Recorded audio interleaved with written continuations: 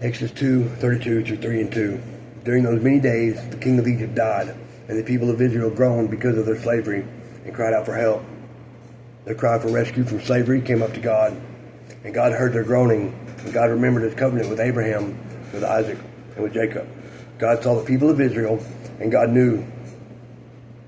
Now Moses was keeping the flock of his father-in-law Jethro, the priest of Midian, and he led his flock to the west side of the wilderness and came to Horeb, the mountain of God. And the angel of the Lord appeared to him in a flame of fire out of the night of the bush, out of the midst of the bush. He looked, and behold, the bush was burning, yet it was not consumed. I mean, most of us know this story, right? At the very beginning, it's during those many days. Acts 7:30 says, now when 40 years had passed, an angel appeared to him in the wilderness of Mount Sinai in a flame of fire in a bush. After many days, the people of Israel groaned because of their slavery and cried out for help. How many of us, enslaved to something, an addiction, depression, low self-esteem, anger, trapped by a fear of failure, a fear of change, convinced that God doesn't hear us, that he isn't listening to our cries for help? During those many days, we so often give up on God. When help doesn't come right away, or it doesn't come in the way we want it.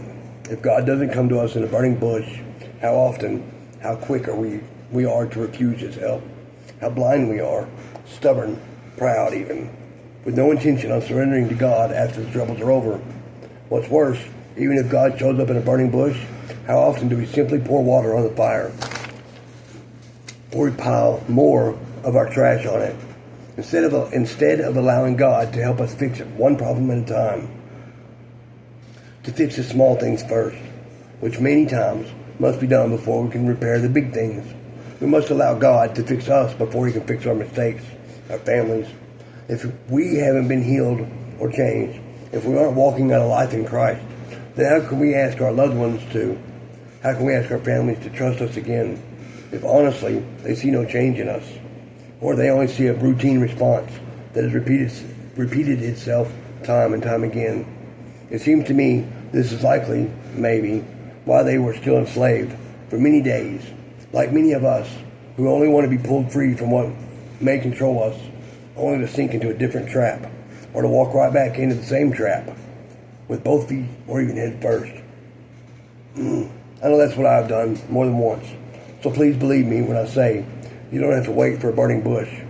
Understand it isn't always go big or go home. God fixes things, only when we allow him to. Though we must be patient, allowing him to fix us first. It's not when we say we're fixed, but when he says we're fixed. How many times we said we're fixed and we're wrong? Wait on God. Wait on God.